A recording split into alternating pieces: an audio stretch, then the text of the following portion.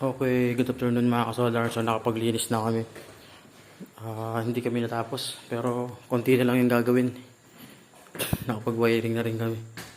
So yung battery i-connect na lang, naka-ready na yung negative, positive, tsaka yung communication port. Ang status sa labas. Ito. Ito yung grounding.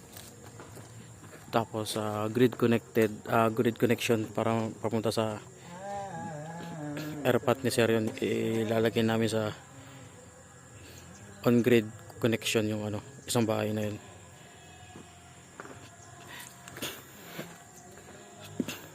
So bukas kaya nang tapusin to.